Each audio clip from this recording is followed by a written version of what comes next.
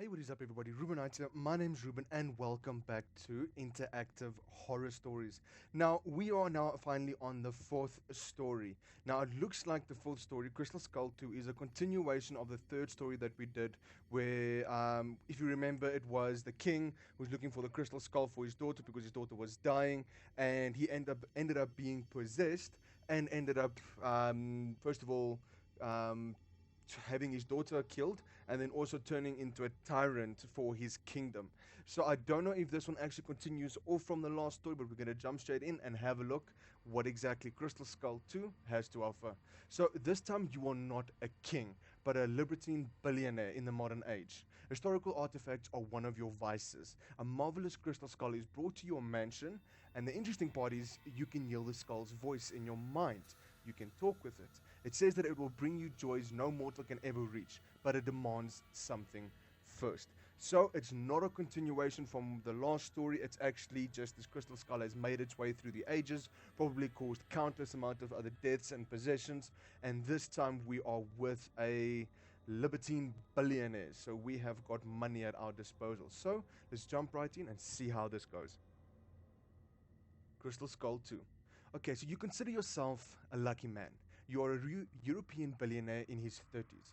After the recent death of your father, your mother died a long time ago, you inherited the family manor and company. You are also single and handsome. Yes, you are a lucky son of a bitch. As a libertine, you have indulged in many vices, those we can't mention because of censorship. You have never harmed anyone against her will, though. But all these wild experiences couldn't slake your thirst. You want to taste. You want to taste what was not tasted before. Conquer the unconquered. Nowadays, you have a new interest: historical artifacts. Prehistoric vases? No, you don't like boring things. You own Alexander the Great's sword, which was used to cut in the Gordian knot. You didn't obtain it in legal ways, but that doesn't matter to you, and you seek more. It's a summer night. Your smartwatch shows it's just after 1 o'clock, 1:11 to be exact. All your 6 servants are asleep in their rooms. That's the way you like it. You don't like being disturbed by their presence at night. You want to be alone at these hours while enjoying your malt whiskey. You are in front of your laptop in your study room, checking social media. Yes, even billionaires do it. With a glass of whiskey and Cuban cigars. You remember that you haven't checked your emails for a while. There are 6 unread emails. 4 of them are business mails. One of them is from your friend Phil, another rich man. You will love this, is the subject of the mail. The last one is from Bill, an artifact smuggler. Crystal Skull, he says in the subject. Okay, so not interested in the business mails. I mean, with this time at night, the work will be able to get to the next day. Read from your friend. It's always good to have a look at your friend's mail. Obviously, they want us to go with read the smuggler's mail, but we'll do that last. So first, let's read the friend's mail. So the mail consists of a single image. It belongs to a creepy clown with sharp teeth and hideous smile on his white face. Low-key lightning and the blood that spills from her mouth makes the image even more disturbing. You have a phobia of clowns, and Phil knows it very well. Okay, so we are quite honestly going to reply with fuck you, politely, with all due respect, go fuck yourself.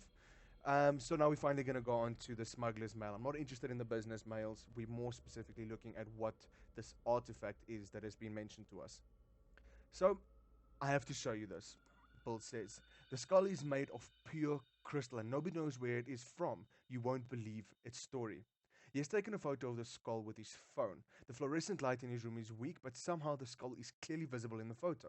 Despite the quality of the photo, the skull looks amazing with its shiny material. You have seen enough crystal jewelry to know that Bill isn't showing something fake here. Let me bring it to your place. What will be your response? Bring it to the mansion. Obviously, I'm guessing if we choose I'm not interested, that means the story comes to an end and you no longer continue. Once again, there are multiple endings, so I'm guessing that is one of the endings, just where the story doesn't continue. So, bring it to the mansion. There are 4 unread emails. 4 of them are business mails. Okay, so once again, I'm not going to read the mails again. We're just going to wait for the smuggler. So you turn the computer off and start waiting for Bill. 15 minutes later, your phone rings. The melody is Amado Mio by Pink Martini. It shows Bill as the caller. Answer the call. Hello? You pick up your phone and answer the call. Hey, it's me. Dude. Bill says on the phone. Hey, it's me, dude. Bill says on the phone. Looking out the window, you see him standing in the doorway. I didn't want to wake your people up. Open the door for me, will you? Okay, so you leave your study room, descend the stairs. Your study room is at the third floor of the mansion, and open the huge wooden door of that mansion. Bill smiles at you. It is nice to see you again. I'm sure you'll love what I've got here. He shows you his full khaki sports bag. Let's move to the study room, why don't we? You climb up the stairs to your study room as Bill follows you. After you reach there, Bill closes the door of the study room and pulls the artifact from his bag. Bill puts the crystal skull on your desk with a confident smile on his face. Oh God, you have seen many things in your life, but this skull is one of the prettiest one ever. The skull is made of pure crystal, and all of the details human skull is imprinted. It refracts the light in the room with elegance. Bill is ready to answer your questions. Okay, so how did you obtain it? Who crafted this? And when? How much do you want? Thanks, but I'm not buying it. I'm guessing that's one of the second possible endings. You're not interested and you move on from there. So, first thing I'd want to know is obviously, how did you get this? Okay, so I was afraid you'd ask that because you won't believe me. After a long pause, Bill continues. It is brought to me by a diver who dived in the seashore. He said that he started hearing voices inside his head when he was in sea. Find me, the voices told me. He swam to the direction of the voices and found a floating bag. It is strange. You'd expect a skull like this would have sunk, but it was floating, and the rest of the story is even stranger. Oh? After he found the bag with the skull, he continued hearing voices. They gave him my phone number. He told me he would never do any illegal shit like giving a historical artifact to a smuggler, but he couldn't disobey the voices. And you won't believe me, but when I touched the skull, I began seeing shit. Beautiful shit. I saw myself fucking two hot bitches. Can you believe it, dude? Okay. Um, your first response is not going to be that you believe this person. Unless this person's backing, then you're going to be believing everything they say. But straight up bullshit, dude. Bullshit. I don't expect you to believe me anyway. But you should touch the skull too. Come on, touch it. You know what? I'll pass it for now. Obviously, I want to find out more when it was made, how much he's asking for it, see if that possibly gives us a bit more background before I end up touching it. Billy's ready to answer your question. So, who crafted this and when? I have no idea. The skull is found in a bag in the sea. It resembles nothing I've ever told, sold, or heard. I didn't even know that it was possible to craft a baby like this. Look at it. Isn't it wonderful? Okay, so now it comes down to the crux of it. How much does this person want for it? Okay, so 1 million euros. Normally I would sell by auction, but really I don't want to keep this thing. I feel like I can't lose it if I keep it for more than a few hours. You had bought much more boring things for higher prices. Okay, so it's not a bad price. So I think I actually want to go back to the how did we obtain it? Oh shit, I can't. I actually wanted to touch it. Fuck. Okay, never mind. Um, okay, so that's enough. I want to buy it. Bill smiles. Great. Make the money transfer and the skull is yours. Transfer 1 million euros to Bill. Okay, so you open your computer once again. Of course, you don't use banks for illegal stuff like that. Instead, you open your Bitcoin account. With a few clicks, all the money is sent to the smuggler. It doesn't take long for Bill's phone to beep. He looks up to his phone, smiles. It was a good deal, dude. He waves at you while leaving the study room with his empty bag. If you want anything, you know whom to call. Soon you hear Bill's car leaving the mansion. Now you're all alone in your study room with the skull. As you touch the skull, something strange happens. All the lights in the room go off, but the crystal starts to shine and emit white light, illuminating the room. You hear a voice, male or female, you can't figure it out in your mind. Greetings, mortal. You feel the skull gazes into your soul. I can hear you. Talk to me. Okay, so a skull's talking to us. Are we gonna say, what are we gonna say? Who are you? What are you? Are you stuck in the crystal skull? Do you know who I am? So let's start off with a straightforward question. Who are you? I have got many names. I'm gonna butcher that name. Irisel? Zirsil? Zixeril? Zirisil? We're gonna go with that one. Is one of them. Some perceive me as an angel, some as a demon, some as a god. The truth is, there are forces in this universe inconceivable to tiny human minds, and I am one of those forces. For ages, I have been worshipped by mankind and the entities unknown to your world, but I am forgotten. I am preparing my return. Oh? What are you? Wrong question. It's who, not what. Are you stuck in the crystal skull? I see, hear, and know everything. My existence is far beyond this material skull. you know who I am? Yes, I know who you are, like I know everything else. You're a billionaire who is afraid of clowns and hasn't earned his fortune with his hard work. You want to taste all kinds of joy on earth. I can give you what you want. It is no coincidence that the diver and Bill brought me to you. Yes, I can give you what you want. The skull waits for your questions. What will you give me? You are stuck in a mortal human body. You can be a cosmic entity like me. You will know everything, be ageless, immortal, and worshipped. But I demand something first. What do you demand? Ancient civilizations always offered me something valuable. They sacrificed human lives for me. I want you to kill someone innocent. Alarm bells going off tenfold because what officially as you would perceive it is a skull that is possessed by something or some kind of demon or some kind of entity or something has control of the skull. It's talking to you and is simply based on its word telling you that you need to kill somebody innocent, and it will offer you immortality, to be worshipped. It will offer you to become a unconceivable entity. It obviously is an offer to obviously have that kind of knowledge, to experience something truly that powerful. But is the cost high enough? Now, I'm guessing if I say no way, that could be another possible ending to the story. I could be wrong, but I'm going to go with I am interested simply to find out how the story progresses. So, I am interested. Okay, I know someone who you can kill. Nobody cares about the lives of prostitutes. You will find a young girl on the alley that you always buy something. You know what it is. Her name is Nina. She has short red hair and she is a virgin. This is going to be her first. And last night, she does her job. You will recognize her when you see her. You won't need to hide anything after you sacrifice her to me, as you will be above all the law of humans. Once again, something has just asked you to kill somebody.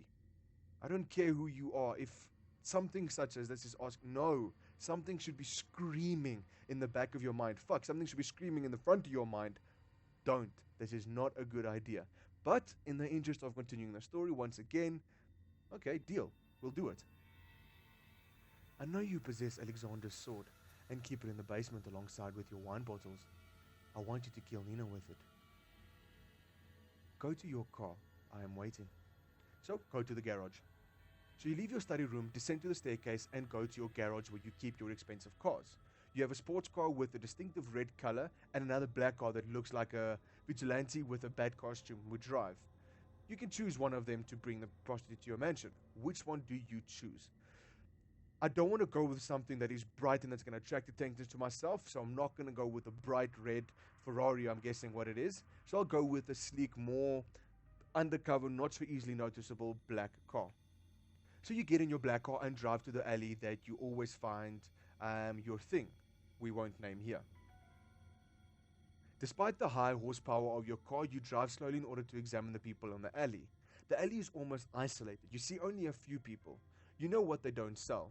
You know that they don't sell legal things. And you see the silhouette of a girl with very short skirt and long legs, clearly a prostitute. She smokes a cigarette, but she coughs with every breath she takes from it. As you approach her, you see that she has red hair like the crystal skull described. She notices your car. Should we sound the horn or wait for her to approach you? It's going to be kind of creepy. Oh, fuck. Either one of them is going to be creepy, but I think it would be creepier if we just sit there and watch her. So, sound the horn. She approaches your black car's window. She looks quite young and naive and cute, but you are here for something else. Excuse me, sir. She slyly talks to you. I believe that you seek some fun, don't you? Who doesn't? That's good. I can give you what you want for 40 euros. Deal. She gets in your car and sits on the seat next to you. As you start your car, she asks, will you bring me back here after the job is done? I'm not that experienced, to be honest. Either one of these are going to be a lie, but you know what, obviously, yes, I will. She smiles. Thank you, sir. You're welcome. You're about to arrive at the mansion. What is your name? I know your name is Nina. Why do you do this job? Don't say anything. Okay, so obviously, Let's ask her name. Doesn't matter. All names are the same. You can call me anything. But please, let it be a girl's name. Should I call her Nina and actually like completely freak out and fuck with her mind a bit? Or am I gonna go along with it and call her Jill? Um, let's fuck with her a little bit. Nina then. Uh, that's really my name. Why do you do this job? My dad is in jail. He's in a huge debt. This is the quickest way I can earn money to help him. Okay, don't say anything. We're just going to continue. So when you finally arrive at your mansion, you stop the car and get off. As she gets off, she looks at your mansion with awe. Wow, it looks so pretty. It must be wonderful to live here. She follows you as you walk to the mansion and open the door. The sword is in the basement. Let me show you something more interesting. You look like a man with surprise and mystery. I loved it. I wonder how things this night will end. Me too. You open the door that leads into the basement stairs. You turn on the lights and descend as the girl follows you. You walk past the wine casks. I'm sure that you have good taste in wine, she says. You had hidden Alexander's sword between two casks. Now you find and pull it out from the spot you hid. You stand between her and the basement door so she can't escape from you. Wow, that sword looks like an antique. Who used to own it? Okay, are we going to go with a direct method and say, doesn't matter, I'll kill you with it? Um, I was going to murder you, but I can't. Or Alexander the Great. I honestly don't want to go down the path of killing this girl. She seems innocent, she seems nice. But obviously, for the case of it being a horror story, I want to know, does this skull live up to its deal, or are we simply going to have our asses handed to it? Because if we remember anything from the first Crystal Skull story, is that, well, the thing kind of fucked us over. We ended up killing our own daughter, and we ended up laying waste to a bloody good kingdom. So,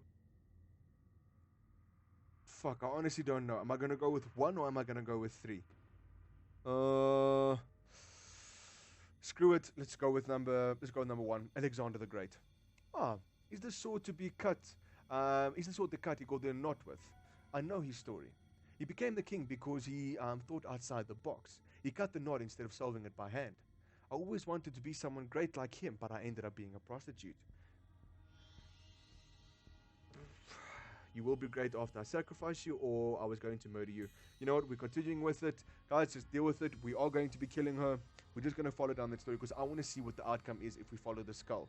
Obviously, if you guys want any other outcome, you can download the game yourselves and see what the other possible outcomes are. But we'll continue with, you will be great after I sacrifice you. She is surprised as fuck because of your serious manner. She understands that you are not joking. What? Are you going to kill me? She gets on her knees. Please don't kill me. Kill her. Oh, fuck. You repeatedly stab the sword into the prostitute's abdomen. Blood flows out of the slit in her abdomen. Her eyes are staring at you with disbelief. She falls on the ground as you pull the sword. You understand that she has died. Killing her gives you a hardness in your underwear as you are saddest. We accept the skull. What? Killing her gives you a hardness in your underwear. What the fuck? Are they insinuating that I got a hard on from killing this girl? That is fucked up. Killing her gives you a hardness in your underwear, as you are a sadist who accepts the skull's offer without hesitation. Holy shit. Okay, that is pretty fucked up. You feel you are fainting, maybe because of the adrenaline of killing a girl. Maybe something else, but you slowly lose your consciousness. The sword and your unconscious body fall to the floor. You wake up. You lie on the basement floor, but you are naked, and your skin has a white color, as white as snow. The sword is gone, and at the end of the basement you see a chair. You never had chairs in the basement, and Nina's sitting on it. She's facing back. You can't see her face. Oh shit, okay, go to Nina. Barefooted you walk to the chair that Nina sits on. She doesn't move or react to your presence. Nina? She turns her face to you. There is no flesh on her face. It is only a skull with red hair, but she can still talk. You took my life. Her angry voice echoes in the basement. You can feel her gaze upon you, even though she doesn't have eyes. You leave the basement. Something is wrong with this mansion. All walls and floors have a rusty metal texture now. You hear a mixture of crying and laughing sounds, but you can't understand the source. Rusty walls aren't the only strange things. You see all your sick servants at the entrance of the basement welcoming you, but they are not human anymore, but mannequins with servant clothes. They stand motionless, but their heads pointed at you. Oh my gosh, I would be running for the fucking hills. Leave the mansion, but we're gonna run upstairs. You approach the stairs with the intention of going up. Go to the study room. You hear a loud choir behind you. Looking back, you see that the servants are now standing in a horizontal line at the bottom of the staircase. They somehow moved there while you didn't see them. They are staring at you motionless, blocking the way to exit. Go to the study room. As you find your way to the study room, you see rusty metals invading every part of your mansion. The altered mansion doesn't cease to surprise you. You see a man, yourself, waiting for you in the study room. To be exact, someone who looks exactly like you with a black suit. He holds the sword in his hand. He smiles at you. Hello, my friend. You recognize the Crystal Skull's voice. I think you like how I look like. I think you like how I look like now, because I am you now. He waits for your question. What have you done to my mansion? What do you want? You lied to me. What have you done to me? What have you done to my mansion? Let's start off with a pretty simple one. I altered it to my liking. I told you I had powers, but I needed to regain them. By giving me a sacrifice, you gave me the power of manipulating the reality. Once again, I should thank you for that. But I won't, because I don't need you anymore. What do you want? I was worshipped in the old times, but modern people have forgotten me. I want my rights back. You were a fool with money. You had the potential to be one of those people who rule the world, but you spent your money on your mortal pleasures. I'm going to use your inheritance the right way. You lied to me. Yes, I did. So what are you going to do about that? You feel so weak and vulnerable, you have no chance against the man holding a sword, should you try to attack him. What have you done to me? Oh, I altered you too. He points to the rusty metal wall. A curtain covers it. There never was a curtain before. There is a mirror behind it. Look at yourself. You open the curtain and confront your reflection in the mirror. You are a fucking clown. You have a big red nose. There is makeup around your mouth that forms the shape of a smile, but in reality you are so far away from smiling. You are terrified.